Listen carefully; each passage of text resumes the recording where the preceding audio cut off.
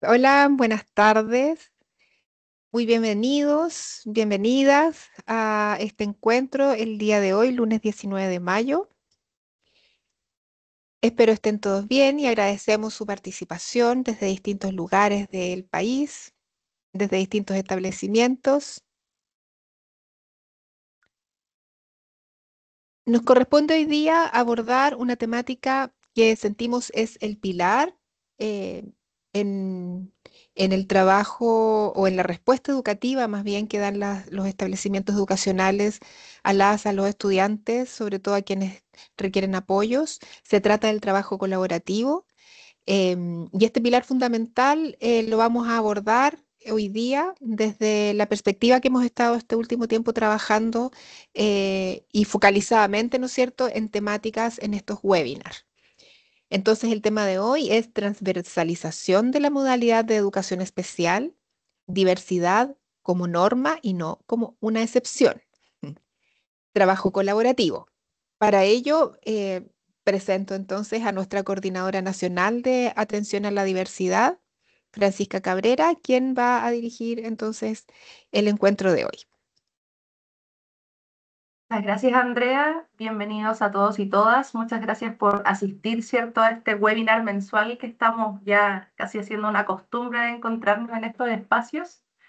Importante mencionarles que la temática a trabajar el día de hoy va a ser acompañada por unas orientaciones que van a estar disponibles del sistema durante la semana en la página de Educación Especial, tal como hicimos, ¿cierto?, en el webinar anterior del plan de acompañamiento emocional y conductual. La invitación a estar constantemente revisando la página de Educación Especial, en donde mensualmente, ¿cierto?, vamos a estar actualizando información, actualizando orientaciones sobre la implementación del decreto 170, pero también sobre la implementación de la ley 21.545, más conocida como ley de autismo. O sea, damos comienzo, ¿cierto?, al webinar de hoy, en donde vamos a abordar, ¿cierto?, el trabajo colaborativo, pero tal como mencionaba Andrea, entendiendo que como hemos ido avanzando en el sistema, hoy en día nos encontramos en un momento de transversalización de la modalidad de educación especial, en donde la educación especial, ¿cierto?, tiene una mayor presencia en la educación regular, entendiendo que hoy en día la mayor matrícula de estudiantes de la modalidad de educación especial se encuentra en los establecimientos educacionales con programa de integración. Por lo tanto, ahí es importante entender que el momento en el que estamos, ¿cierto?, es en donde se mezcla la modalidad de educación regular en conjunto con la modalidad de educación especial y para eso, ¿cierto?, están los programas de integración escolar. La próxima, por favor.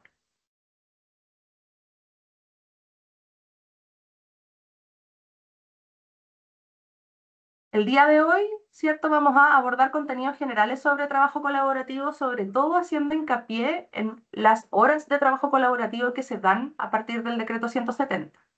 Primero vamos a revisar consideraciones generales sobre el marco normativo, vamos a hablar de trabajo colaborativo, vamos a dar unos ejemplos, ¿cierto?, de trabajo colaborativo, mezclando distintos elementos en distintos tipos de establecimientos que pertenecen a la modalidad de educación especial. Hay otro elemento importante a aclarar, ¿cierto?, que la modalidad de educación especial hoy se encuentra en los establecimientos de educación regular con programas de integración, en las escuelas especiales de discapacidad, en las escuelas y aulas hospitalarias. Ahí también es súper importante hacer esa aclaratoria, ¿cierto? Cuando hablamos de educación en contexto de hospitalización, nos referimos también a la modalidad de educación especial y en las escuelas de lenguaje. Por lo tanto, hoy en día el sistema tiene esos cuatro tipos de establecimientos asociados, ¿cierto?, a la modalidad de educación especial. Y por último, vamos a abordar algunas de las preguntas que ustedes vayan dejando en el chat, ¿cierto? Entonces ahí les invito a poder dejar registradas sus preguntas para que el equipo pueda ir recopilándolas y así abrir un espacio de preguntas al final de la presentación. Vamos a comenzar entonces con las consideraciones sobre el marco normativo. Para eso es importante entender, ¿cierto?, que la lógica del decreto 170, que es un decreto de subvenciones, implica el que entendamos que a mayor cantidad de estudiantes, mayor cantidad de subvención, y a mayor cantidad de subvención, más horas de apoyo para cada curso, ¿cierto? ¿Cómo se operacionaliza esto en los establecimientos y cuáles son los procesos a los que podemos acceder? En primer lugar, tenemos la postulación regular, que hoy en día está abierta, ¿cierto?, hasta final del mes, si no me equivoco, hasta el 29 de mayo, en donde se abre plataforma de postulación, ¿cierto?, para el programa de integración, pero también estuvo abierta la postulación, ¿cierto?, al incremento de la subvención en educación especial.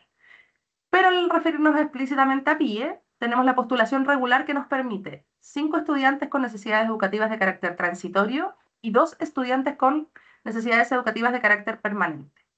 Esto es súper importante porque posterior a terminar el proceso de postulación regular, según el artículo 94, ¿cierto?, del decreto 170, se abre el proceso de postulación de excepcionalidades PIE. ¿Qué quiere decir esto? Que cuando tenemos 2 estudiantes o más de 2 estudiantes, ¿cierto?, con necesidades educativas especiales de carácter permanente, tenemos la posibilidad, ¿cierto?, de postular más a la plataforma.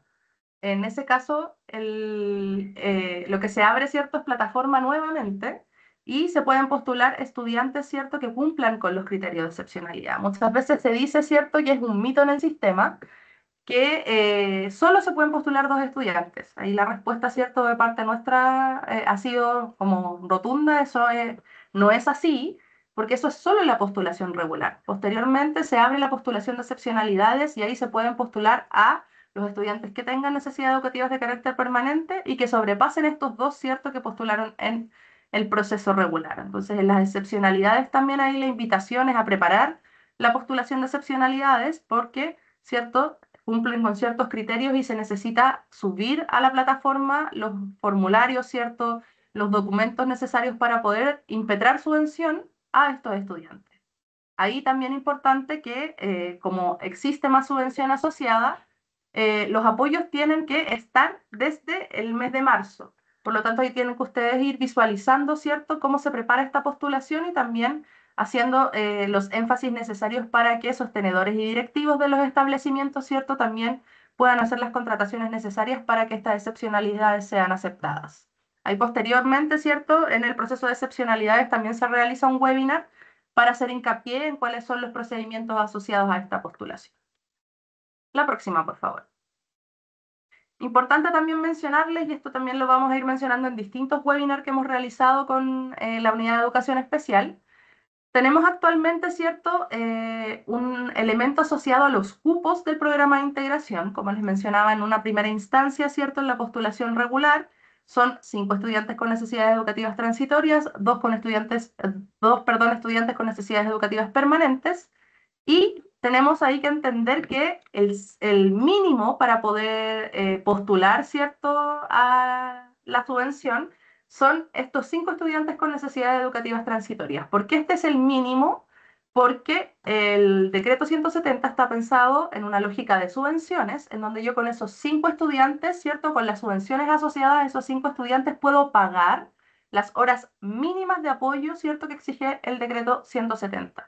Por lo tanto, todos los cursos que abran, ¿cierto?, los procesos asociados a la postulación y que no cuenten con esos 5 estudiantes con necesidades educativas de carácter transitorio, en este momento, ¿cierto?, tienen una dificultad en el financiamiento. Por lo tanto, también ahí la importancia de esto es poder hacer un análisis de cuántos son los establecimientos o cuántos son los cursos que tenemos actualmente sin los 5 estudiantes con necesidades educativas transitorias. Ahí mencionarles que el año 2024, que fue la última postulación de la que tenemos, ¿cierto?, todos los datos ya cerrados, hubo 50.815 cursos que postularon, ¿cierto?, a los 5 estudiantes con necesidades educativas transitorias, lo que corresponde al 62% de los cursos PIE. Por lo tanto, en la actualidad, ¿cierto?, tenemos ahí cupos disponibles que son necesarios de poder ir operacionalizando de mejor forma y pudiendo, ¿cierto?, ir recopilando la información necesaria para poder hacer la postulación. El año 2024, ¿cierto?, se registraron 81.344 cursos PIE y solo el 41%, que equivale a 33.314, completó los cupos asociados a la postulación regular, que son 5 estudiantes transitorios y 2 estudiantes con necesidades educativas permanentes. Me están diciendo que se escucha mal. Ahí me confirman, por favor, María Paz o Andrea, si eso es así. Yo escucho bien, no sabría decir. Ya, perfecto. Entonces son algunos usuarios, ¿cierto?, que tienen que visualizar ahí qué es lo que está sucediendo. Seguimos entonces. Actualmente, ¿cierto?, sobre los estudiantes con necesidades educativas permanentes, les habíamos mencionado que existen los 2 cupos asociados al proceso regular y que las excepcionalidades se postulan a partir de julio según lo indicado en el artículo 94 del decreto 170. Aquí hay un elemento también súper importante. El año 2023 postularon alrededor de 24.000 estudiantes en el proceso de excepcionalidades y el año 2024 tuvimos un incremento llegando a 33.575 estudiantes que postularon en el proceso de excepcionalidades. Importante también mencionarles, estos 33.000 estudiantes hizo la postulación, se aprobó la postulación y recibieron la subvención asociada, ¿cierto?, a la subvención de educación especial asociada a necesidades educativas de carácter permanente. Por lo tanto, los estudiantes que son postulados y que su postulación está en norma, ¿cierto?, reciben la subvención asociada para poder pagar todos los apoyos, ¿cierto?, necesarios en los establecimientos educacionales. La próxima, por favor. Este elemento es relevante porque ahí también tenemos que ir entendiendo la lógica, ¿cierto?, de la subvención, en donde si bien la subvención se postula por curso, aquí saqué unos pantallazos de cómo se ve la plataforma, ¿cierto?, de postulación. La plataforma nos permite postular a los estudiantes por necesidad educativa, ¿cierto? Y esa es una postulación que se hace de manera individual. Sin embargo, tenemos al personal de apoyo, ¿cierto?, que se declara como apoyo para el curso. Por lo tanto, es necesario ir entendiendo, ¿cierto?, que si bien la subvención es individual, las horas de apoyo son para el curso en su totalidad.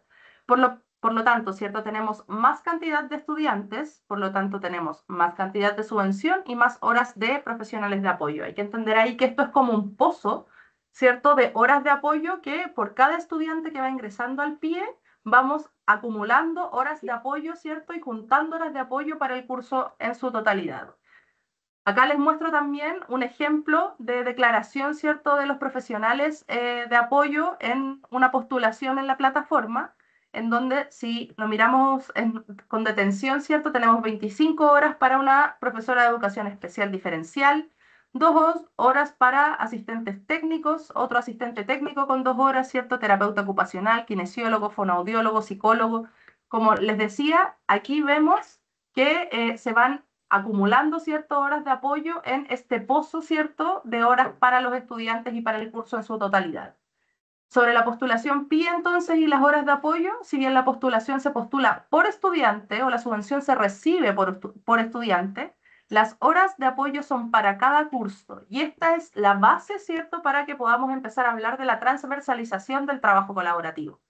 Si nos vamos al marco normativo en sí, ¿cierto? El decreto 170 es antes de la Ley de Desarrollo Profesional Docente, en donde la Ley de Desarrollo Profesional Docente es la que nos habla de trabajo colaborativo. Por lo tanto, ahí vamos viendo cómo desde el mismo marco normativo, ¿cierto?, vamos avanzando a entender que el trabajo colaborativo no es solo asociado a los programas de integración, sino que es una interacción, ¿cierto?, entre profesionales de la educación que implica, ¿cierto?, un trabajo asociado a los distintos profesionales y que va yendo más allá de la modalidad de educación especial. O sea, todo esto, ¿cierto?, es el contexto para poder empezar a hablar de trabajo colaborativo de ahora en adelante. Entender, ¿cierto?, que las horas de apoyo, en este caso del PIE, pero también en el caso de los equipos de convivencia escolar, ¿cierto?, las duplas psicosociales, el equipo de gestión. Hoy en día, ¿cierto?, tenemos distintos profesionales y asistentes de la educación dentro de los establecimientos que pueden trabajar en colaboración para poder encontrar una respuesta, ¿cierto?, educativa, poder diseñar una respuesta educativa que aborde las necesidades de los estudiantes y sobre todo los desafíos a los que se ven enfrentados, ¿cierto?, en las aulas, en el día a día del trabajo, ¿cierto?, de los establecimientos educacionales. La próxima, por favor. Con este contexto ya entonces podemos empezar a hablar sobre cuáles son las consideraciones generales sobre el marco normativo y qué vamos a entender de ahora en adelante como equipo de aula. ¿Por qué les hablo del equipo de aula, cierto? Históricamente hemos entendido, ¿cierto?, que el equipo de aula está conformado por algunos profesionales o asistentes de la educación que van trabajando en conjunto para poder dar respuesta a un curso determinado o a estudiantes, ¿cierto?, que van requiriendo apoyos específicos. De ahora en adelante, ¿cierto?, tenemos que entender que las horas de apoyo son para el curso completo de los distintos equipos que, financiados por distintas subvenciones, van interviniendo en un curso en específico. En el caso del programa de integración, ¿cierto?, al no ser por estudiante estas horas de apoyo, Los equipos de aula deben trabajar para responder a la diversidad de las necesidades del curso en completo.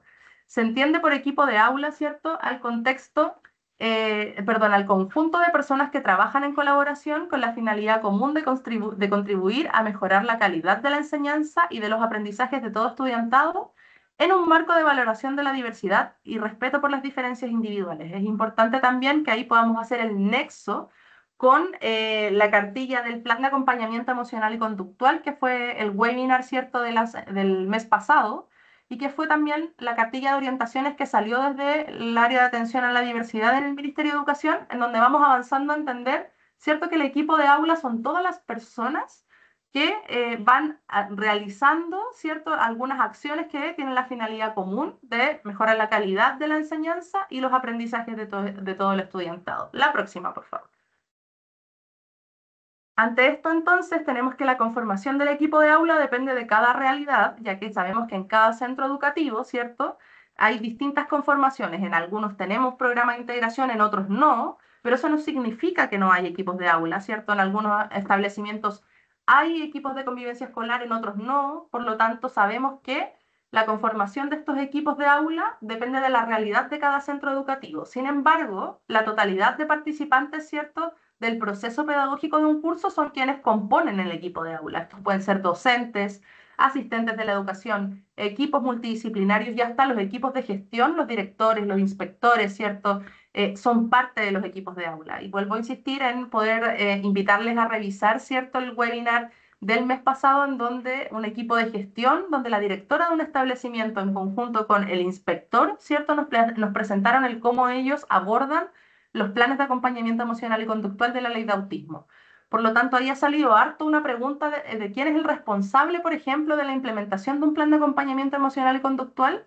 Estamos también ahí acostumbrados, ¿cierto?, en el sistema a que sea una sola persona la responsable de la implementación de ciertos elementos. Y ahí también es importante mencionarlo desde el programa de integración, ¿cierto? Muchas veces se dice ya, ¿quién es el responsable de la implementación del plan de acompañamiento, perdón, de los planes de adecuación curricular individual, de los PASI? O sea, la idea es que sean los equipos de aula los que son los responsables de la implementación de una estrategia que sirva, ¿cierto?, de un plan que sirva para el acompañamiento de una trayectoria educativa.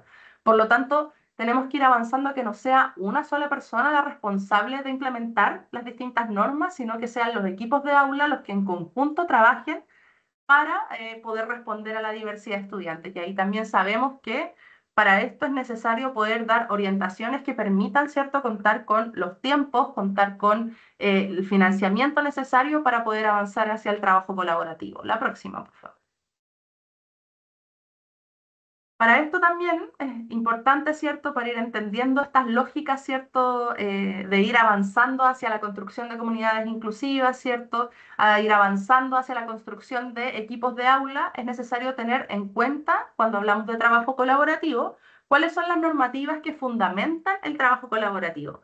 En primer lugar, tenemos, ¿cierto?, la Ley General de Educación, y acá es importante también que visualicen que cuando hablamos de marco normativo, muchas veces tenemos una línea cronológica, ¿cierto?, que vaya de año en año y que sea en orden las normativas que van dando como nuevos elementos para poder ir entendiendo estos conceptos, sino que muchas veces aparecen a destiempo, ¿cierto? Tenemos algunas normas más actuales y otras más antiguas que nos permiten ir haciendo una comprensión más acabada de lo que entendemos por trabajo colaborativo. En primer lugar, tenemos la Ley de Educación, ¿cierto? La Ley General de Educación del 2009, en donde a partir de sus tres principios de calidad de la educación, de equidad del sistema educativo y de diversidad nos van hablando, ¿cierto?, de los elementos necesarios para poder ir entendiendo que la clave para poder tener una educación de mejor calidad es el trabajo colaborativo. Hoy en día, ante los desafíos que tenemos, ¿cierto?, en la educación en el país, es fundamental poder trabajar en colaboración porque también, ¿cierto?, según el Objetivo de Desarrollo Sostenible número 4, que nos mandata, ¿cierto?, avanzar hacia la construcción de comunidades educativas inclusivas y una educación de calidad, entendemos que este objetivo, ¿cierto?, o llegar a una educación de mejor calidad es casi imposible de manera individual. Lo que tenemos que hacer, ¿cierto?, es poder avanzar en colaboración con los distintos profesionales y asistentes de la educación que están dentro de los establecimientos para lograr una respuesta de calidad que permita dar, ¿cierto?, una respuesta educativa a todos los estudiantes que lo requieren. En segundo lugar, tenemos el Sistema de Desarrollo Profesional Docente del año 2016, que reconoce el trabajo colaborativo como parte del ejercicio docente y del desarrollo profesional. Tenemos el Decreto 170 del año 2010, en donde el trabajo colaborativo, ¿cierto?, lo fija para poder atender a tres procesos fundamentales, perdón, a dos procesos fundamentales. El primero, de evaluación diagnóstica integral, y el segundo, en donde se establecen 3 horas de trabajo colaborativo por curso para la planificación conjunta. Y este va a ser uno de los énfasis, ¿cierto?, que va a tener esta presentación, este webinar y estas orientaciones que van a salir durante esta semana para poder clarificar el cómo se utilizan estas 3 horas de trabajo colaborativo y cuál es el fin de estas horas de trabajo colaborativo para poder aportar a la diversificación de la enseñanza. Y volvemos a insistir, ¿cierto?, en esta lógica de que las horas de apoyo son del curso, por lo tanto, en las 3 horas de trabajo colaborativo que hay por curso, los docentes de aula regular, en conjunto con los profesionales del programa de integración, tienen que en conjunto, ¿cierto?, planificar para la diversidad del estudiantado. En el decreto 83, ¿cierto?, del año 2015 se subraya la oportunidad de que el trabajo colaborativo, ¿cierto?, y la importancia del trabajo colaborativo tienen una relación directa con la diversificación de la enseñanza y el proceso de toma de decisiones para la implementación de adecuaciones curriculares. Por último, tenemos el decreto 67 del año 2018, ¿cierto?, en donde nos habla del trabajo colaborativo para la toma de decisiones de los planes de acompañamiento. Es importante en el artículo 11 y 12, ¿cierto?, del decreto 67 están estipulados los planes de acompañamiento para las trayectorias educativas y cómo tenemos que trabajar en colaboración para poder elaborar en conjunto con la comunidad educativa el reglamento de evaluación de los establecimientos educacionales. Entonces, en todos estos elementos, ¿cierto?, del marco normativo o en todos estos cuerpos normativos encontramos elementos asociados al trabajo colaborativo y que son los que finalmente hoy en día rigen en las comunidades educativas para que los equipos de gestión y los sostenedores, ¿cierto?, puedan ser capaces de dar las condiciones mínimas para que el trabajo colaborativo sea una interacción que permita a los profesionales poder desarrollar capacidades y también poder dar respuesta al sistema educativo. La próxima, por favor. ¿Qué entenderemos de acá en adelante, ¿cierto?, por trabajo colaborativo? El trabajo colaborativo, ¿cierto?, en educación es una forma de interacción profesional planificada, continua y recíproca entre los miembros del equipo docente, orientada a diseñar e implementar estrategias pedagógicas que respondan a la diversidad del estudiantado, con el fin de eliminar las barreras para el aprendizaje y favorecer la participación de todos los estudiantes, favoreciendo a su vez el desarrollo profesional de los docentes mediante el diálogo y la reflexión conjunta. Por lo tanto, ¿cierto?, la definición de trabajo colaborativo que hoy en día estamos impulsando como Ministerio de Educación es esta, el poder entender que el trabajo colaborativo implica una interacción profesional planificada, ¿cierto? ¿Y a qué nos referimos con una interacción profesional planificada? En reflexión docente, ¿cierto?, en horas de planificación, es donde se da la interacción, ¿cierto?, de trabajo colaborativo y en donde los docentes, los asistentes de la educación en su conjunto toman, ¿cierto?, decisiones para poder dar respuesta a los estudiantes que asisten a los establecimientos educacionales. Por lo tanto, la planificación y el contar con los tiempos para trabajar en colaboración es fundamental. La próxima, por favor. ¿Qué entendemos entonces por trabajo colaborativo, cierto? Haciendo ya un resumen y un desglose también de este concepto. Es una interacción planificada y sistemática entre los integrantes del equipo de aula, y ahí volvemos a insistir en que la conformación de los equipos de aula, ¿cierto? Son dependiendo de los recursos humanos con los que cuenta el establecimiento. Su objetivo fundamental, el objetivo fundamental del trabajo colaborativo es poder eliminar o reducir barreras para el aprendizaje y la participación. Se orienta a responder a la diversidad del estudiantado sin distinción individual, social o cultural. Se basa en la diversificación de la enseñanza, que la encontramos, ¿cierto?, en el decreto 83 y en la evaluación formativa, acorde a lo que dice el decreto número 67 de evaluación. Implica la toma de decisiones pedagógicas alineadas con los marcos normativos vigentes, promueve la corresponsabilidad profesional, y aquí vuelvo al punto, ¿cierto?, de quién es el responsable de algunos elementos o algunos dispositivos de gestión. La importancia, ¿cierto?, es poder entender que el trabajo colaborativo promueve que no haya una sola persona responsable de llevar a cabo procesos, sino que sean equipos, ¿cierto?, duplas, que toman decisiones en conjunto o realizan, ¿cierto?, codocencia, por ejemplo, para poder compartir las responsabilidades en la respuesta educativa al estudiantado. Por lo tanto, esto también permite una participación activa, simétrica y recíproca entre los integrantes de los equipos de aula.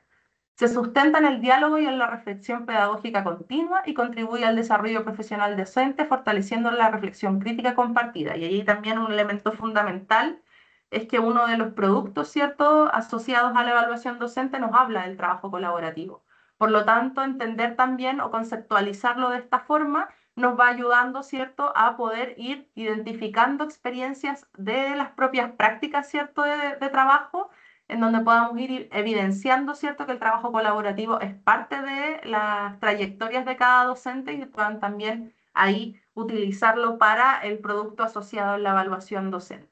La próxima, por favor. Y aquí entramos ya en un terreno fundamental, ¿cierto? No sé si han visto algunos elementos asociados a nuestras orientaciones. Lo importante también aquí, y sobre todo pensando en el decreto 170, ¿cierto?, es entender que las responsabilidades de los sostenedores y directivos son fundamentales, ya que son los sostenedores los que reciben la subvención asociada al decreto 170 y que en base a eso hay tipos de gastos necesarios para poder realizar con esta subvención. Por lo tanto, las responsabilidades de los sostenedores y directivos en el marco del decreto supremo número 170 son fundamentales, sobre todo en el caso de las horas de trabajo colaborativo. En primer lugar, tienen responsabilidades asociadas a la gestión de la carga horaria, en donde tienen que asignar 3 horas de planificación por curso con programa de integración escolar.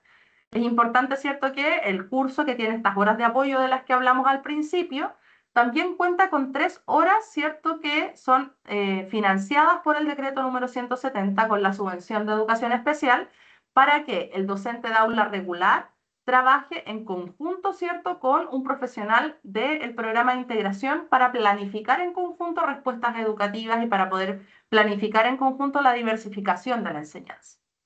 En este caso, ¿cierto?, también tiene la responsabilidad de que las horas lectivas deban respetar la proporción legal entre las horas lectivas y no lectivas de cada establecimiento, ¿cierto? Perdón, de cada estudiante. Se me enredó de cada docente. En el caso de los docentes, ¿cierto?, de aula regular o los docentes de asignatura, tienen que tener la consideración, ¿cierto?, de la proporción legal y al mismo tiempo de los docentes de educación diferencial o los docentes del programa de integración. Las horas, ¿cierto?, de trabajo colaborativo del programa de integración deben destinarse efectivamente a la planificación conjunta. ¿Qué quiere decir esto? Que tienen que ambos profesionales, el docente de asignatura o el docente de educación regular, en conjunto con un profesional del programa de integración. ¿Y por qué digo profesional? Porque no es solamente, ¿cierto?, la educadora diferencial, sino que también puede ser la fonoaudióloga, kinesióloga, terapeuta ocupacional, cualquier profesional contratado en el programa de integración, ¿cierto?, puede trabajar en colaboración en estas horas asignadas al curso. Y es importante aquí hacer este énfasis. Si no se usan adecuadamente, pueden ser reasignadas y convertidas en horas lectivas frente a curso para los docentes de enseñanza regular. ¿Por qué este elemento es importante? Las horas de trabajo colaborativo para los docentes de educación regular son consideradas como horas de trabajo lectivo. Y eso tiene que ser considerado al momento de hacer la planificación, ¿cierto?, de las horas de apoyo, ¿cierto?, y los horarios de los docentes.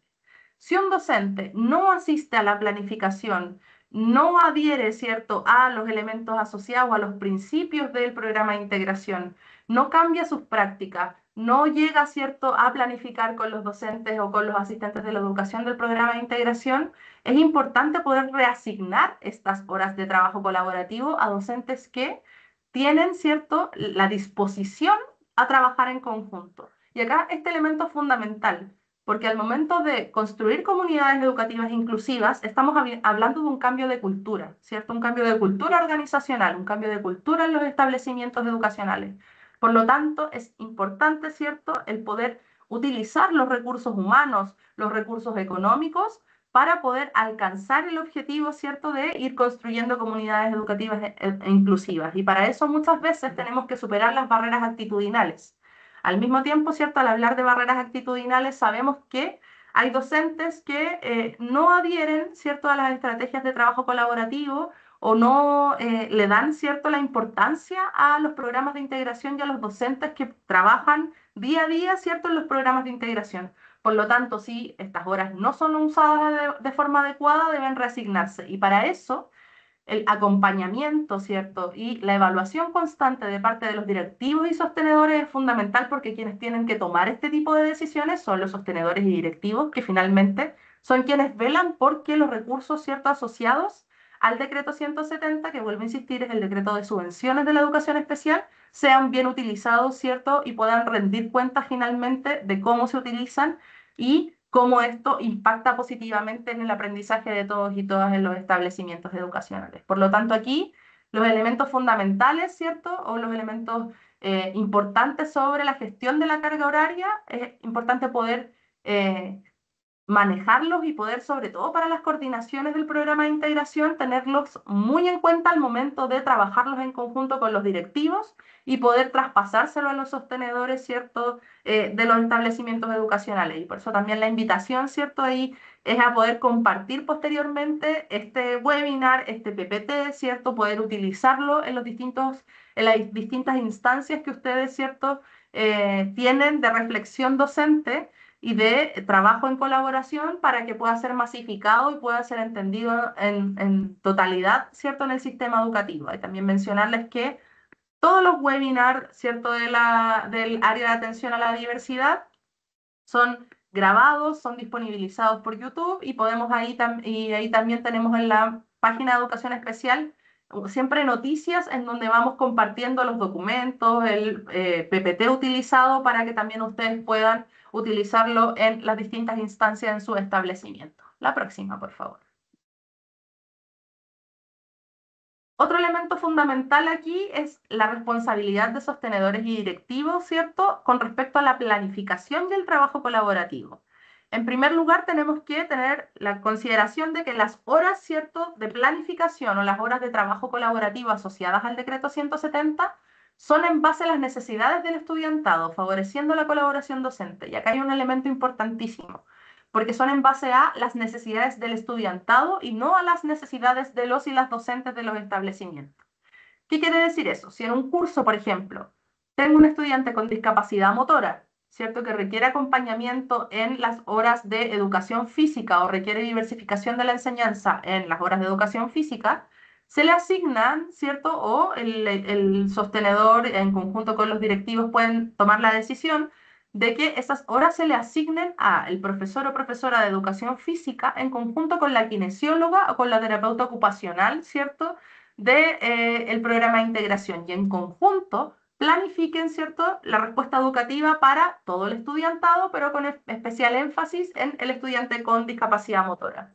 Misma cosa con las educadoras de párvulo, ¿cierto?, las profesoras de lenguaje de primero o segundo básico, en donde pueden trabajar en conjunto con la fonoaudióloga. Hay otras duplas, ¿cierto?, ahí que hemos visto en el sistema de la psicóloga con el profesor de jefatura o la profesora jefe, en donde trabajan elementos más asociados a la identidad, ¿cierto?, a la valoración de la diversidad o a elementos asociados, ¿cierto?, a los distintos niveles de rango etario, en donde, no sé, los adolescentes trabajan ciertas cosas en conjunto con la psicóloga y la profesora jefe. O sea, ahí entender que estas horas son para diversificar la enseñanza en base a las necesidades de los cursos que tienen estas horas de trabajo colaborativo. Por lo tanto, un año un curso puede tener horas para el profesor de educación física, la profesora de lenguaje y la profesora de historia. El próximo año pueden ser distintas dependiendo de cuáles son las necesidades del curso.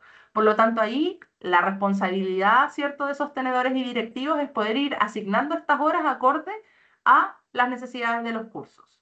En segundo lugar, tenemos que la coordinación PIE es la responsable de gestionar las horas asociadas, ¿cierto?, al decreto número 170. Por lo tanto, es el actor principal en la toma de decisiones sobre a quién se le dan las horas y sobre el acompañamiento también de las horas, ¿cierto? Si nos vamos al libro de registro, que es el tercer punto que dice acá, el libro de registro PIE habla de que es el docente que recibe las horas, ¿cierto?, de planificación colaborativa el que completa el libro. Por lo tanto, no es el profesional del PIE o el profesional de apoyo el que completa estas horas, ¿cierto?, de trabajo colaborativo, sino que en este apartado del libro de registro es el docente de aula regular quien debe registrar el trabajo que se realiza. Por lo tanto, ahí la coordinación PIE, ¿cierto?, de cada establecimiento tiene que hacer un acompañamiento, ¿cierto?, y una revisión constante de que esta evidencia quede en el lugar que corresponde y que sea realizada, ¿cierto?, por el profesional que corresponde, que en este caso es el profesor o profesora de asignatura. También deben, ¿cierto?, los sostenedores y directivos dar el énfasis, ¿cierto?, y el reconocimiento a la coordinación PIE para poder ser parte de la toma de decisiones asociadas a la implementación del programa de integración en los establecimientos educacionales. Y al mismo tiempo, tienen que crear las condiciones organizativas adecuadas en los establecimientos, los tiempos protegidos para el trabajo colaborativo, los espacios, ¿cierto?, los recursos asociados para poder avanzar en la planificación conjunta que permita la diversificación de la enseñanza. Para esto también deben considerar que las horas de trabajo colaborativo ojalá se realicen fuera del horario lectivo general para que, ¿cierto?, los docentes involucrados o los docentes y asistentes de la educación involucrados puedan tener los tiempos necesarios, ¿cierto?, para poder trabajar en colaboración y no sean enviados a cubrir cursos cuando, ¿cierto?, algún docente falta. Estas horas de trabajo colaborativo son fundamentales para la diversificación, por lo tanto tienen que estar protegidas para que los equipos de aula, ¿cierto?, en este caso las duplas de codocencia, puedan realizar el trabajo que corresponde en las horas asignadas.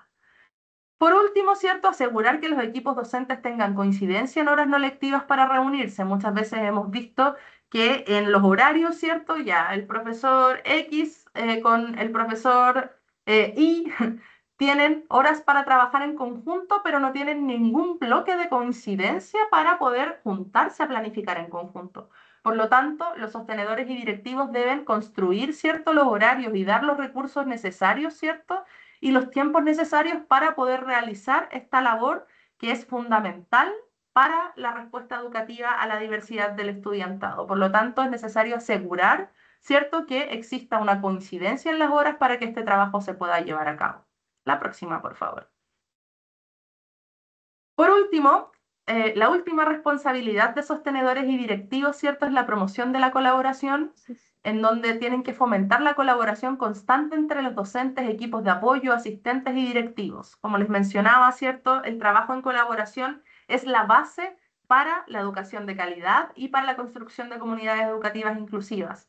Hoy en día, con los desafíos de los establecimientos educacionales, con el desafío de la educación en estos tiempos, ¿cierto?, donde hay tantos elementos asociados a dificultades de salud mental en el estudiantado, a vulnerabilidad psicosocial, ¿cierto?, pero también a la preparación de los docentes y también el estrés, ¿cierto?, que puede producir ciertas situaciones en los establecimientos. La colaboración es fundamental para poder enfrentar todo este tipo de situaciones. Por lo tanto, es importante que sostenedores y directivos, ¿cierto?, fomenten la colaboración y también integren distintos programas, ¿cierto?, en las prácticas educativas regulares. Por ejemplo, hoy en día el programa de integración escolar o el programa de educación intercultural bilingüe están dentro de los establecimientos. Hay, ¿cierto?, profesionales de apoyo, están los educadores tradicionales que están siendo parte de los establecimientos. Por lo tanto, es importante poder transversalizar el foco de estos programas, que es poder colaborar y poder realizar cierto trabajo colaborativo para poder ir permeando a los distintos estamentos dentro de los establecimientos educativos de la importancia de responder a la diversidad de estudiantado que está dentro de los establecimientos educacionales. Por lo tanto, el último, ¿cierto?, la última responsabilidad de sostenedores y directivos es promover la colaboración de manera constante para, volvemos, ¿cierto?, y al marco normativo, poder cumplir con los objetivos del desarrollo profesional docente y poder enfrentar los desafíos de la escuela actual por medio de la colaboración. La próxima, por favor. Y también les invito, ¿cierto?, a poder ir registrando las preguntas que tengan, ¿cierto?, en el chat, para poder ir recopilando esta información y poder ir respondiendo posteriormente a estas preguntas en el espacio que tengamos.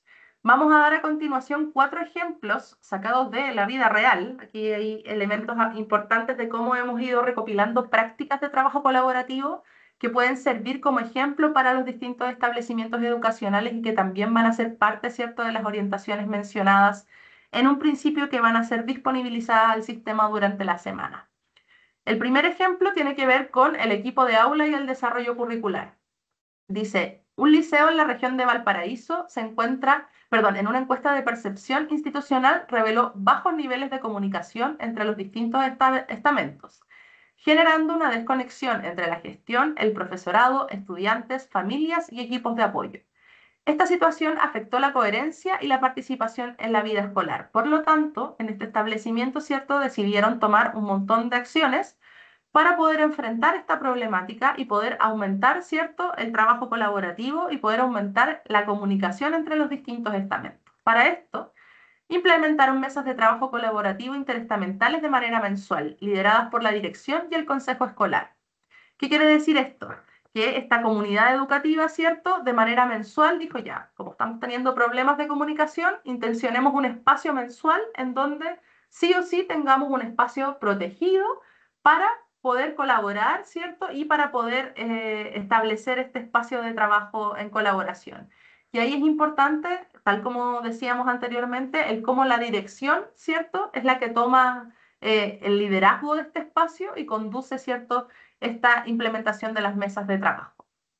El enfoque de estas mesas, ¿cierto?, tienen como clave el proyecto educativo institucional, como la convivencia educativa inclusiva. O sea, este establecimiento, ¿cierto?, toma como eje principal el poder revisar, ¿cierto?, qué es lo que dice el PI, y ahí también volvemos, ¿cierto?, a algunos elementos mencionados en la ley de autismo, en donde, ¿cierto?, se tienen que estar revisando constantemente los dispositivos de gestión de los establecimientos, como son el proyecto educativo institucional, para poder entender, ¿cierto?, cuál es la misión, cuál es la visión y cuál es los pasos a seguir, ¿cierto?, o la meta que busca ese establecimiento educacional. En este caso, ¿cierto?, participan representantes de diversos estamentos, el equipo directivo, los docentes, el programa de integración, los asistentes de la educación, el centro de estudiantes y el centro de madres, padres y apoderados. Es decir, el trabajo colaborativo acá, ¿cierto?, se amplió, o este espacio protegido para la colaboración no es solo a quienes intervienen directamente en un curso, sino que a quienes también son parte de la comunidad educativa, como el centro de estudiantes y el centro de madres, padres y apoderados. En estas mesas de trabajo, ¿cierto?, se revisaron casos de discriminación y se realizó un análisis diagnóstico del plan de gestión de la convivencia. Además, diseñaron en colaboración estrategias de inclusión efectiva y consensuaron acciones concretas, como capacitación al personal, campañas de sensibilización dirigidas por el centro de estudiantes y protocolos de acompañamiento para estudiantes con necesidades de apoyo. Además de esto, sistematizaron propuestas por la encargada de convivencia, presentaron ciertas propuestas en las reuniones ampliadas del equipo de gestión para poder implementarlas y crearon una bitácora digital de seguimiento accesible a todos los estamentos para garantizar transparencia y continuidad. La implementación de las mesas de trabajo colaborativo ha generado importantes avances en la comunidad educativa, entre ellos el fortalecimiento de la participación activa, la promoción de la corresponsabilidad en la gestión escolar y la construcción de una cultura organizacional basada en el respeto, la inclusión y la mejora continua. Es decir, este establecimiento, ¿cierto?, lo que hizo fue revisar cuál era el problema que estaban teniendo y elaborar una respuesta para poder avanzar en una comunicación efectiva y poder, ¿cierto?, lograr los resultados que se mencionan acá al final, el poder tener una participación activa, el corresponsabilizar, ¿cierto?, en la gestión escolar a los distintos estamentos y construir una cultura organizacional basada en el respeto, la inclusión y la mejora continua. Y vuelvo a insistir en que la importancia del trabajo colaborativo tiene que ver en cómo, ¿cierto?, afrontamos en las comunidades educativas los distintos desafíos y el cómo se comparten las responsabilidades y cómo cada uno aporta a poder trabajar, ¿cierto?, en disminuir estas barreras, en poder disminuir estas problemáticas y poder en conjunto encontrar soluciones que sean efectivas, compartiendo los roles, ¿cierto? Y compartiendo también la carga laboral que esto pueda significar y ahí corresponsabilizándose de las gestiones correspondientes. El próximo ejemplo, por favor. Aquí tenemos un ejemplo, ¿cierto?, en educación especial, porque ahí también es necesario enfatizar, y ahí vuelvo a insistir, ¿cierto?, en que la modalidad de educación especial está presente en los establecimientos de educación regular, ¿cierto?, con programa de integración en las escuelas especiales de discapacidad y en las escuelas y aulas hospitalarias en el caso de educación escolar. En caso de educación parvularia, ¿cierto? Son en las escuelas de lenguaje en donde también está presente la modalidad. Por lo tanto, encontramos importante también reflejar el cómo se puede ver reflejado el trabajo colaborativo en una escuela especial.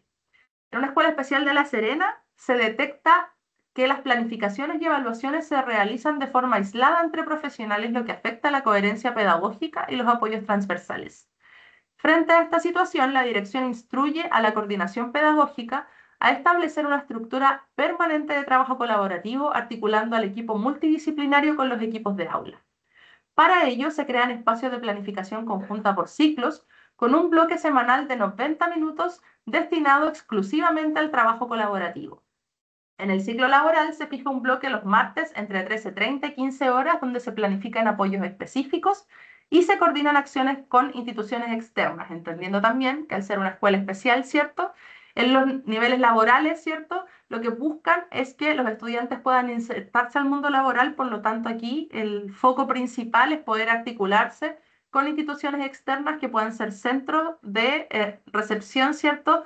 De cupos de inclusión laboral para poder insertar posteriormente a estos estudiantes en el mundo laboral y así favorecer su transición a la vida adulta activa.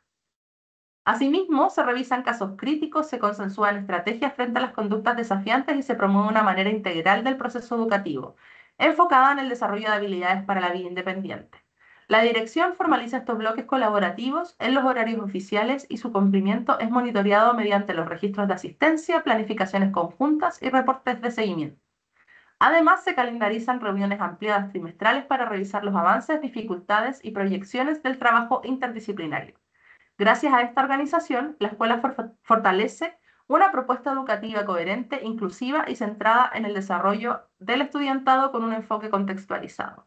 Acá también es relevante visualizar, ¿cierto?, que cuando hablamos de sostenedores y directivos, también las escuelas especiales tienen sostenedores y directivos que son los responsables de poder entregar, ¿cierto?, los elementos mínimos para poder trabajar en colaboración, que eran los que mencionábamos, ¿cierto?, los tiempos protegidos para trabajar, y el poder transversalizar, ¿cierto?, en todos los establecimientos, la cultura de colaboración como un elemento fundamental. Aquí también, si bien se puede ser una escuela especial, ¿cierto? No, no solo por eso se da por hecho que existe un trabajo colaborativo. Sabemos que también es un desafío en los distintos tipos de establecimientos que tiene que ver con cómo se han ido desarrollando y cómo se han ido implementando las distintas políticas públicas en los distintos establecimientos del sistema educativo. La próxima, por favor.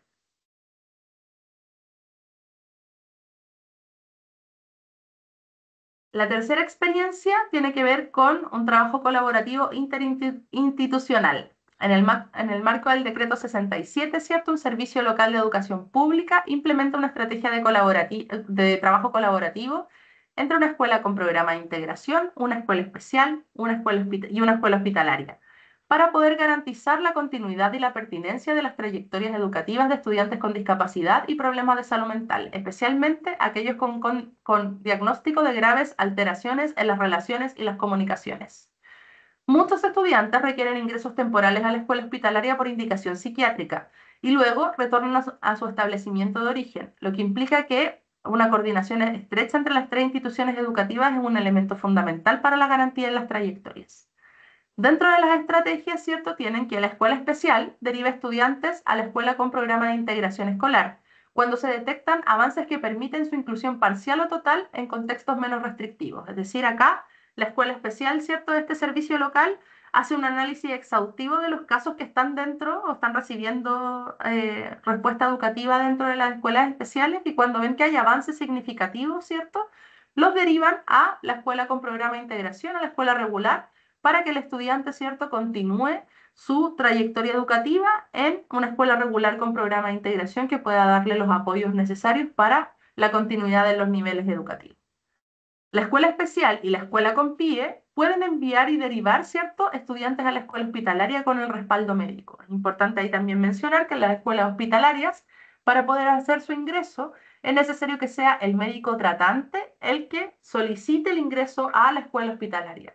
Por lo tanto, acá, en esta articulación de este servicio local, ¿cierto?, la escuela especial y la escuela con programa de integración en los estudiantes que tienen dificultades de salud mental y un diagnóstico asociado, pueden realizar ingresos, ¿cierto?, a la escuela hospitalaria siempre que esté el respaldo médico necesario para hacer este ingreso o esta matrícula, ¿cierto?, en la escuela hospitalaria. Importante ahí también mencionar, en el sistema las escuelas hospitalarias, ¿cierto?, son las únicas que permiten que los estudiantes hoy en día tengan una matrícula en dos establecimientos al mismo tiempo, más conocido como colisión de matrícula. Las escuelas hospitalarias, ¿cierto?, brindan el servicio educativo en donde es por un momento, de manera transitoria, ¿cierto? Y posterior a el proceso de hospitalización, los estudiantes vuelven a incorporarse a la escuela regular o a la escuela especial, dependiendo de dónde estén matriculados.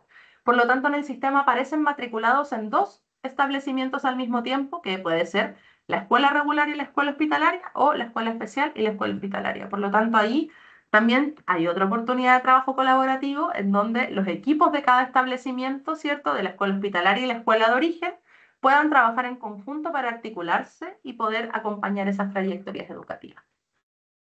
Aquí también el retorno a la escuela, ¿cierto?, de origen se realiza con una coordinación interinstitucional, como les mencionaba, ¿cierto?, asegurando la continuidad de apoyos. Y para el seguimiento de los casos se realizan reuniones mensuales interinstitucionales entre los equipos de las tres escuelas para poder actualizar los planes de acompañamiento, definir ajustes razonables y coordinar estrategias pedagógicas. Es decir, en este servicio local, la escuela regular con PIE, la escuela hospitalaria y la escuela especial se reúnen mensualmente para hacer revisiones de los casos que comparten, ¿cierto? Y poder realizar los ajustes necesarios, poder actualizar los planes de acompañamiento y poder tomar decisiones en conjunto que permitan la proyección y la protección de estas trayectorias educativas. Participan equipos de aula en estas reuniones y cuando es pertinente, profesionales de la salud, ¿cierto?, que son pertenecientes a el espacio de salud en donde está la escuela hospitalaria. Que esto permite anticipar transiciones y diseñar apoyos personalizados para estos estudiantes que los puedan acompañar, ¿cierto?, para poder reincorporarse al establecimiento educativo regular o especial. Se planifica un retorno gradual centrado en el bienestar, ¿cierto?, del estudiante. Y gracias a esta articulación, el servicio local ha logrado reducir los síntomas, la sintomatología, ¿cierto?, de los estudiantes y se ha trabajado efectivamente con las familias que han eliminado barreras para el aprendizaje, permitiendo respuestas pedagógicas contextualizadas y coherentes con sus procesos terapéuticos, más allá del tipo de establecimiento, ¿cierto?, que es el que realiza la respuesta educativa. Por lo tanto, aquí hay otra experiencia, ¿cierto?, de trabajo colaborativo en base al decreto 170 y el cómo distintos tipos de establecimiento pueden ir articulándose para poder dar respuesta educativa a los estudiantes. Vamos con el último ejemplo. Ahí también les invito a dejar preguntas en el chat para que después Andrea Pérez, profesional de la Unidad de Educación Especial, pueda recopilar estas preguntas y podamos responderlas, ¿cierto?, al terminar esta presentación. Nuestro último ejemplo de trabajo colaborativo recopilado del sistema, ¿cierto?, tiene que ver con el trabajo en escuela regular con PIE. En un liceo de la región de Arequipa-Parinacota, la dirección de la unidad técnico-pedagógica detectó la falta de trabajo colaborativo entre docentes de aula común y profesionales del programa de integración escolar. Para abordarlo, se coordinó la elaboración de los horarios docentes junto con la coordinación PIE, considerando la distribución de estudiantes con necesidades educativas especiales y los apoyos requeridos y también las prioridades institucionales. Como resultado, se establecieron bloques fijos semanales de trabajo colaborativo de al menos 90 minutos para cada equipo de aula. En primero medio A, por ejemplo, se asignó un bloque los jueves donde participan docentes y especialistas para planificar, ajustar evaluaciones, coordinar intervenciones y vincular a las familias. Este espacio quedó formalizado en los horarios oficiales y es monitoreado por UTP dentro del plan de mejoramiento educativo, ¿cierto? Además, se lleva un registro de acuerdos en donde se revisa mensualmente esta práctica estructural ahí, fortaleció en este establecimiento la colaboración profesional y mejoró la inclusión y los aprendizajes del estudiantado. Es decir, este equipo, ¿cierto?, de gestión, por medio de la unidad técnico-pedagógica y la dirección, coordinó la elaboración en conjunto de los horarios, ¿cierto? Lo pusieron en su plan de mejoramiento educativo y pudieron llevar un registro apropiado para poder hacer un acompañamiento constante en la mejora de las prácticas de trabajo colaborativo. Con eso, con este ejemplo, ¿cierto? Y con todo, vuelvo a insistir, Son ejemplos recopilados de prácticas que hoy en día están sucediendo en el sistema y que nos permiten visualizar, ¿cierto?, a los equipos que constantemente están innovando para poder gestionar mejor los recursos y para poder dar una respuesta educativa pertinente al sistema. Sabemos que muchas veces se enfatiza en la necesidad, ¿cierto?, de que los docentes, de que los profesionales puedan trabajar en colaboración, pero es importante también mencionar que si sostenedores y directivos no dan los espacios para que esto se realice y no gestionan los recursos, ¿cierto?, de manera necesaria, es casi imposible que esto pueda ir funcionando. Los sostenedores y directivos son los responsables, ¿cierto?, de poder formar a los profesionales y de poder hacer que las cosas que la política pública dice puedan verse reflejadas en el sistema educativo. Por lo tanto, ahí también volvemos a insistir que vamos a disponibilizar este PowerPoint, esta presentación, ¿cierto? El webinar asociado y su grabación para que ustedes puedan compartirlo en las distintas comunidades educativas. A continuación vamos a dar espacio a preguntas. Ahí no sé, Andrea, cómo ha estado el chat y si puedes compartirme algunas de las preguntas para poder ir respondiendo. Mira, ha estado menos intenso que otras veces el chat. Ah, eso es bueno, Em, quizás, o estamos está siendo muy clarificando clara, cosas. o ya webinar a webinar también se van repitiendo además varias de las indicaciones, orientaciones más bien, o bien ya las personas están más a caballo en el tema, ¿cierto? Dentro de las consultas, bueno, cuando estabas inicialmente comentando, ¿cierto? Respecto de las horas del periodo excepcional para postular al programa de integración, ¿no es cierto? El periodo regular y la cantidad de estudiantes, surgieron algunas consultas. Em, Preguntaban en ese sentido, pensando en la cantidad de estudiantes que se pueden postular en el periodo excepcional, que son más de los dos, ¿cierto? ¿Hasta cuántos estudiantes se pueden integrar por curso en este periodo, ¿no? Si son más de dos, ¿hasta cuántos? Si es que hay un límite. Ahí la respuesta es súper importante a esa pregunta porque no existe un límite actualmente de cuántos estudiantes se puedan postular. Sabemos de experiencias de establecimientos que tienen, aparte de los dos postulados, ¿cierto?, en el periodo regular, hasta 10 o 15 estudiantes con necesidades educativas permanentes que reciben subvención, ¿cierto?, en el curso con programa de integración. Entonces ahí también es importante el poder volver a enfatizar en la responsabilidad de los sostenedores y directivos, porque hemos visualizado que hay sostenedores que han incorporado la práctica de la postulación de excepcionalidades, por lo tanto, diseñan los procesos de postulación de tal forma que cuentan con las horas mínimas de apoyo, ¿cierto?, para poder ser aceptados, porque hay también un elemento súper importante. Los estudiantes, ¿cierto?, que se postulan en el periodo de excepcionalidades deben contar los cursos con las horas para poder atenderlos. Tenemos, ¿cierto?, este pozo de horas que se va acumulando. Si tenemos los 5 estudiantes transitorios, ¿cierto?, son 10 horas mínimas con GEC y 8 horas mínimas sin GEC. Por lo tanto, ahí por cada estudiante excepcional que se vaya postulando, tenemos que ir calculando que al menos tienen que haber 3 horas más de apoyo. Por lo tanto, los sostenedores, ¿cierto?, que visualizan esto y que planifican la postulación de excepcionalidades, desde marzo ya cuentan con estas horas de apoyo para poder ser aceptados, ¿cierto?, las excepcionalidades y poder recibir los recursos asociados. Porque también ahí volvemos a insistir, este decreto es un decreto de subvención por diagnóstico, que lo que hace es asignar una subvención específica a los estudiantes para poder contratar horas de profesionales, entre otros gastos, ¿cierto? Pero la base es la contratación de profesionales para los apoyos específicos. Por lo tanto, uno de los elementos fundamentales es poder hacer el análisis de cuántas horas de apoyo cuenta el curso y en base a eso, si es que hay o no disponibilidad para postular excepcionalidades, y si no la hay, ¿cierto? Es el sostenedor el que tiene que realizar contrataciones para poder postular estas excepcionalidades. Entonces ahí no existe un límite de cuánto, ¿cierto?, por curso, pero también es importante mirar los criterios de postulación de excepcionalidades, porque, por ejemplo, yo tengo, ¿cierto?, la postulación, en la postulación regular, en un curso postulé a los dos estudiantes con necesidades educativas de carácter permanente Y en el otro no postulé a nadie. Ya en el quinto A postulé dos, en el quinto B no postulé ningún estudiante con necesidades educativas permanentes.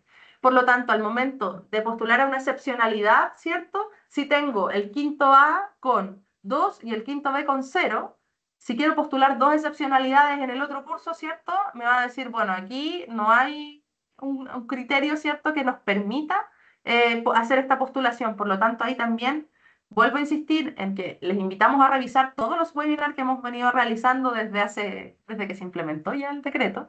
Hay uno en particular de diciembre del año 2022 que nos habla de la matrícula SAE-PIE, que nos muestra, ¿cierto?, lo necesario que es el poder realizar la matrícula de los estudiantes visualizando cuáles son los estudiantes con necesidades educativas permanentes y en qué cursos van a quedar para poder cumplir con los criterios de excepcionalidad. Entonces ahí también hay que hacer una revisión exhaustiva de este tipo de decisiones y el poder, ¿cierto?, incorporar estrategias que nos permitan que la postulación de excepcionalidades sea lo mejor posible, lo más rápida posible, ¿cierto? Porque ahí también se adjuntan algunos elementos a la plataforma que son los que finalmente se revisan para poder asignar, ¿cierto?, la subvención correspondiente. Ahí, tal como les mencioné antes, no hay un límite y vamos a hacer un webinar, ¿cierto?, explicativo cuando el proceso de postulación regular acabe y podamos planificar, ¿cierto?, el proceso de postulación de excepcionalidades PIE.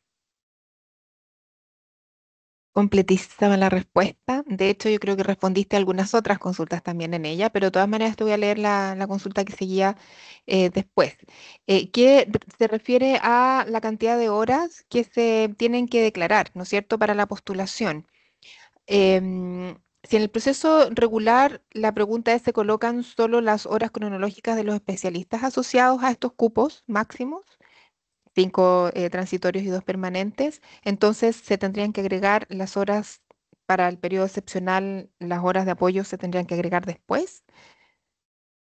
¿Sería eso? O sea, con respecto a esa pregunta, tenemos dos tipos de respuestas, dependiendo, ¿cierto? Si las contrataciones están desde marzo y se va a hacer una postulación de excepcionalidades posteriormente, la idea es que se declaren todas las horas de apoyo que tiene el curso. No importa si quedan, ¿cierto? No sé, vamos a hacer un caso muy hipotético, pero si se postulan después 10 estudiantes en excepcionalidades y eso incrementa, ¿cierto?, 30 horas de apoyo o ya 35 horas de apoyo. Si quedan registradas en el proceso regular, no es problemático porque posteriormente, ¿cierto?, se va a ver reflejado eso en la postulación de excepcionalidades, va a quedar ahí en plataforma. Por lo tanto, ahí también la invitación es a poder gestionar los recursos de la mejor manera posible y si ya cuentan con las horas, ¿cierto?, poder declararlas tal como están en SIGE, ¿cierto? Si ya las declararon, poder dejarlo todo listo para la postulación de excepcionalidades. En el caso de que se vayan incorporando los profesionales posterior, ¿cierto?, a que se cierra plataforma para el proceso regular, ahí también la indicación es que estos profesionales sean como registrados en el SIGE y que posterior a eso, en la apertura de plataforma, ¿cierto?, se declaren las horas que se aumenta, ¿cierto?, por curso para la postulación de excepcionalidades. Entonces yo creo que ahí tenemos dos tipos de respuestas. Cuando los profesionales ya están contratados o cuando se van contratando a lo largo del año, ¿cierto?, para tener las cantidades de horas mínimas necesarias para que fueran aceptadas la postulación de excepcionalidades. Ahí también es un tema de cómo se gestiona, ¿cierto?, en cada establecimiento y cuáles van siendo las decisiones que van complementando, ¿cierto?, para poder realizar esta postulación.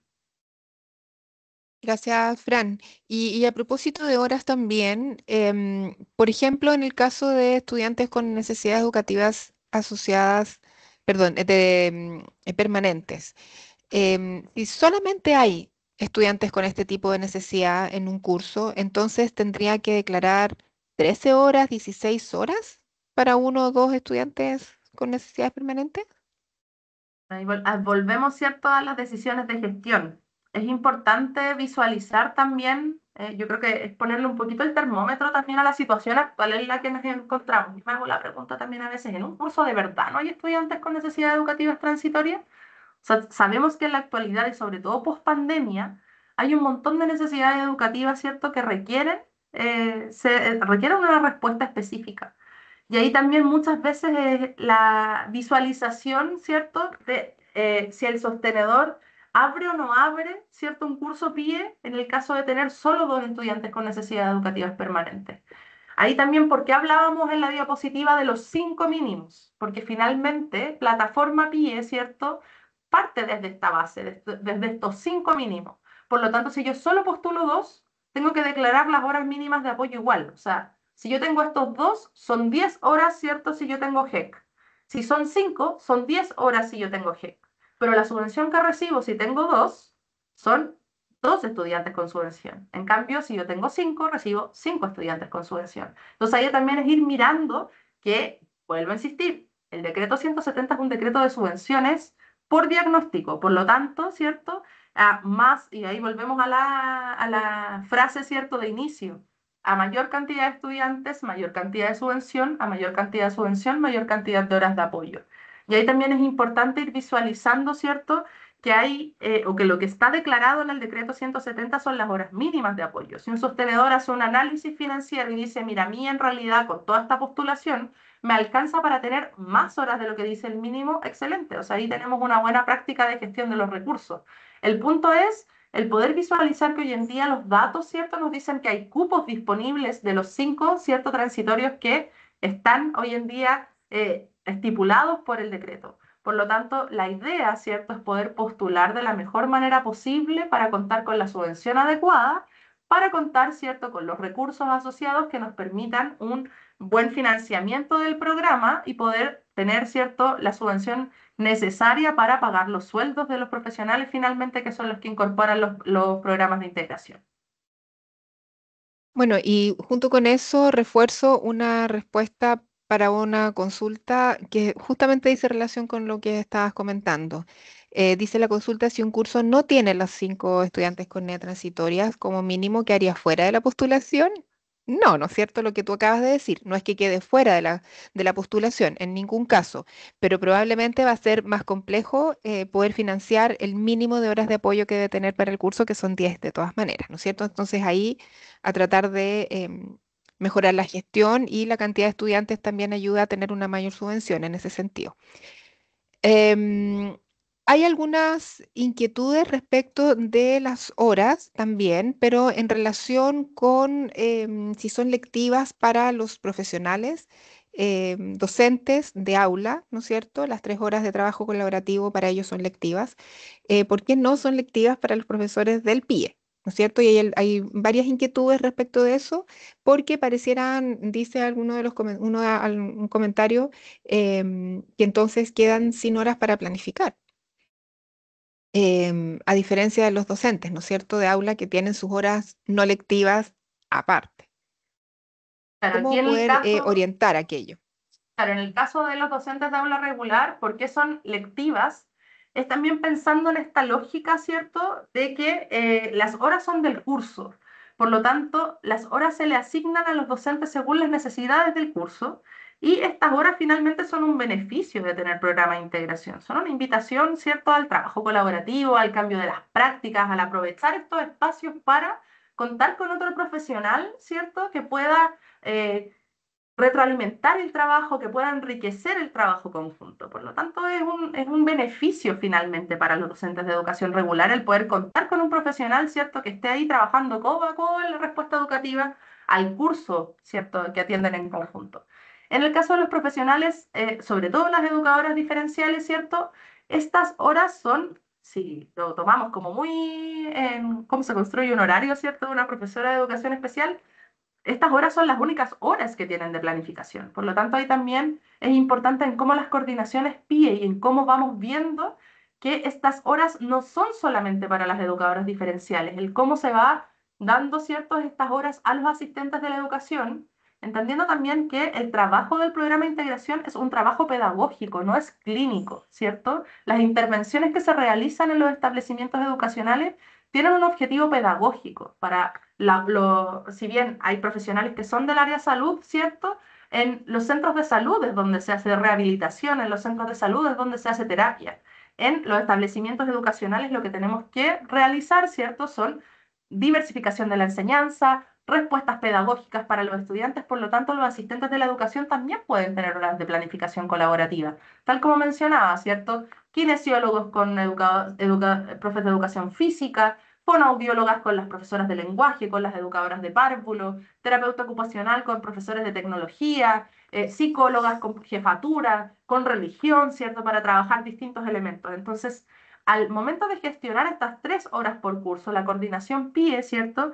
Puede ir visualizando la posibilidad de ir estas 3 horas, ¿cierto? Ya, si una profesora PIE tiene 3 cursos, en total, si le doy las 3 horas por curso, serían 9 horas. Esas 9 horas probablemente sean las únicas de planificación que tenga esa profesora PIE.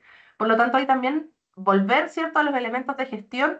Si yo por cada uno de esos cursos le doy una hora a los asistentes de la educación, por ejemplo, en el tercero A, ¿cierto? Se libera una 45 minutos o una hora de hora no lectiva, ¿cierto? Para la profesora del curso en donde puede atender apoderados. Acá se libera otra en donde puede, ¿cierto?, planificar aula de recursos. Y acá se libera otra en donde puede, no sé, hacer trabajo o llenar el libro PIE, por ejemplo. O sea, ahí la importancia de cómo ir gestionando, ¿cierto?, los recursos que tenemos y el cómo ir mejorando o optimizando, ¿cierto?, estos recursos disponibles, es también la labor, ¿cierto?, de sostenedores, de directivos y de coordinación PIE, entendiendo que son parte de los equipos de gestión, ¿cierto?, en casi todos los establecimientos. Sabemos que en algunos todavía eso no sucede, pero ahí la importancia es poder ir revisando los recursos disponibles y el cómo se va articulando todas las horas de trabajo disponibles para poder facilitar también el trabajo de los distintos profesionales que son parte del programa de integración. Fran, y en el caso de las escuelas especiales, ¿también es necesario tener 3 horas por profesionales para el trabajo colaborativo, teniendo en cuenta que los diferentes profesionales no están todos los días de la semana? ¿Cómo se puede organizar mejor el horario y que sea lo legal? Pregunta Claro, Carol Contreras. Ujú. ahí también lo necesario es entender los distintos funcionamientos, ¿cierto?, de las distintas escuelas que pertenecen a la modalidad de educación especial. En el caso, ¿cierto?, de las escuelas especiales, quien es la jefatura, ¿cierto?, o la profesora de asignatura, es la educadora diferencial. Por lo tanto, ahí también la gestión del trabajo colaborativo tiene que ser en reflexión pedagógica, en reuniones de curso, ¿cierto?, pensando en los equipos de aula, el cómo poder organizar los tiempos disponibles, ahí también como mencionábamos en la experiencia, ¿cierto?, rescatada de una escuela especial, es que los sostenedores y directivos puedan tomar como determinación el ir protegiendo espacios para el trabajo colaborativo, que sabemos que es tan necesario, ¿cierto?, el poder articular que eso suceda, porque estas 3 horas por curso, ¿cierto?, son para el programa de integración, eso no está presente, ¿cierto?, en las escuelas especiales, porque funcionan, ¿cierto? Como en este caso, como en la escuela regular funcionan las horas de jefatura, las horas de asignatura. Por lo tanto, ahí la invitación también es poder ir protegiendo espacios de reflexión, y vuelvo a enfatizar, ¿cierto?, a lo que dice la Ley de Desarrollo Profesional Docente, que se protejan espacios de reflexión docente, que se aprovechen al máximo las reuniones semanales o mensuales, ¿cierto?, que se vayan fijando en los equipos directivos para poder avanzar en una respuesta educativa que permita la colaboración entre los distintos profesionales.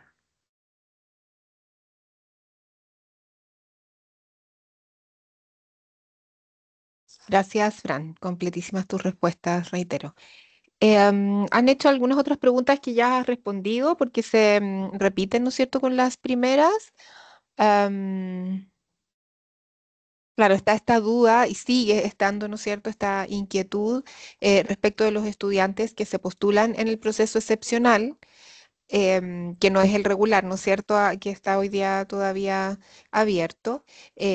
Pero claro, ¿cómo se van a declarar horas ahora si, sobre todo dice aquí, sin GEC no tenemos tiempo para nada? ¿Por qué se van a subir estudiantes en agosto si la atención parte desde marzo? Están todavía con esa inquietud.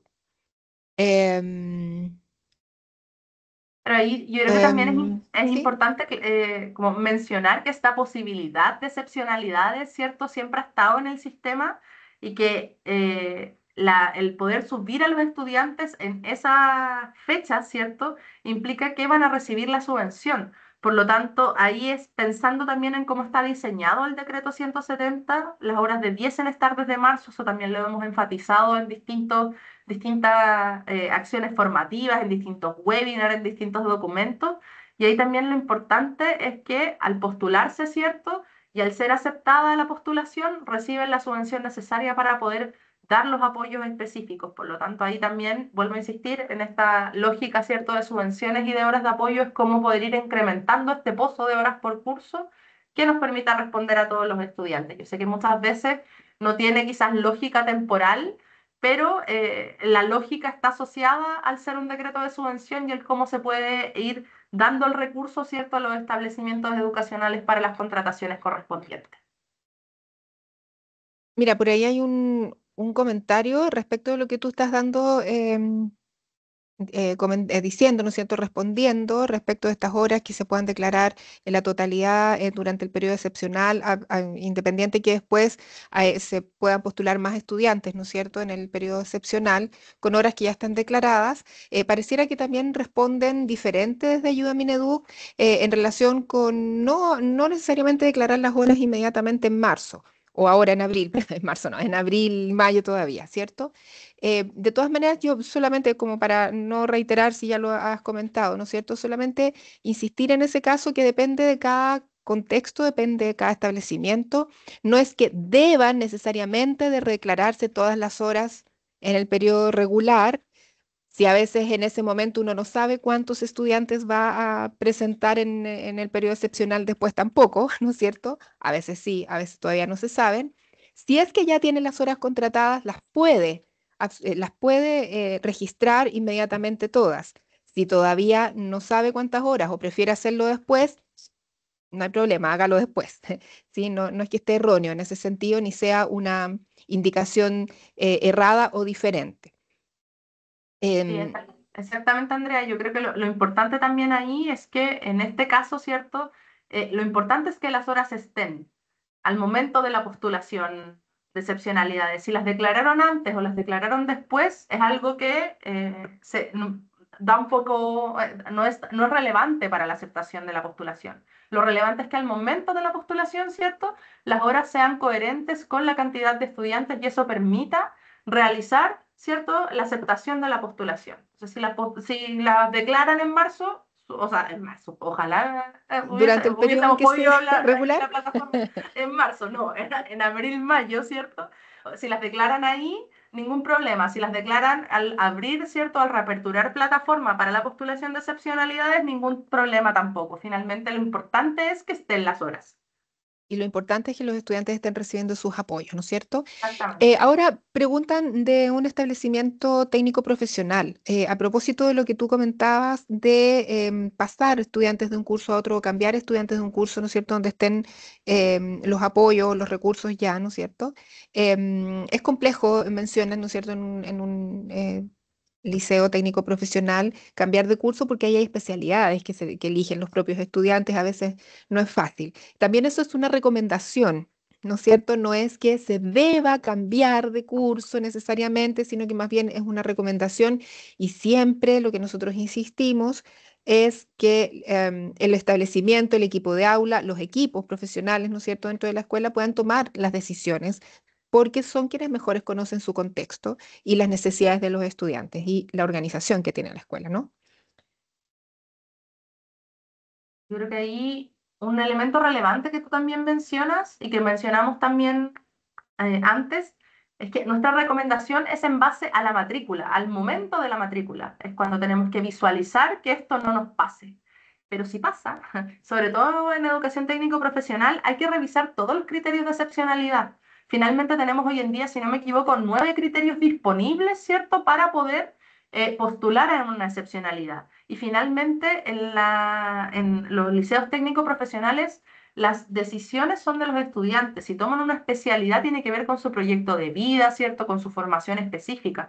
Por lo tanto, ahí, ¿cierto? El criterio de excepcionalidad probablemente que utilicen sea otro, ¿cierto? No que que no había, por ejemplo, cupo disponible en el otro curso, sino que tenemos 9 criterios que nos permiten hacer la postulación de excepcionalidad y que al momento de ustedes hacer la postulación se tiene que definir cuál es el criterio que van a utilizar. Entonces ahí la invitación, ¿cierto?, es a revisar nuevamente la página de educación especial y poder visualizar estos 9 criterios. Igual también les comentamos que al momento de subir la noticia, ¿cierto?, en la página de educación especial, Con este webinar vamos a adjuntar, ¿cierto? Los 9 criterios o en realidad es un documento que habla sobre la postulación de excepcionalidades y que ahí se comentan cuáles son los criterios para poder postular. También lo vamos a adjuntar Que están en ahí la página web para... también, ¿sí? En la pestaña que tiene que Exactamente, ver con el periodo de excepcionalidad. Mira, hay una pregunta exactamente. interesante y que también siempre aparece como inquietud, que es respecto a qué profesores se le asignan estas horas de trabajo colaborativo. Dan un ejemplo, por ejemplo, en este caso, ¿no es cierto?, de la profesora de inglés en primer ciclo, que solo hace el taller de speaking, pero la necesidad de los estudiantes es fundamental por las necesidades que tienen, ¿no es cierto? Entonces, ¿se pueden dar las horas de trabajo colaborativo, por ejemplo, a esta profesora? Claro que sí, las horas de trabajo colaborativo se asignan en base a las necesidades de los estudiantes. O sea, si el equipo de gestión, si la coordinación pide, si el equipo pide en su totalidad, ¿cierto? En conjunto con, o sea, los equipos de aula definen que en realidad esa es la necesidad del curso, o sea, ¿es eso finalmente o es eso lo que manda? O sea, aquí también importante es entender que nosotros como Ministerio de Educación, ¿cierto? Orientamos para la toma de decisiones en base a las políticas públicas disponibles.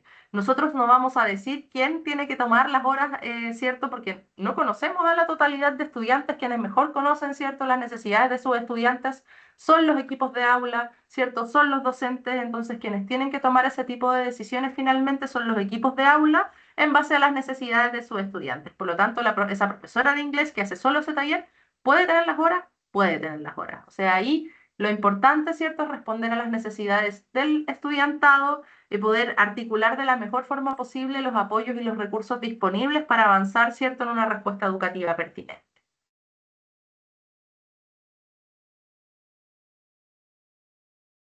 Cierto.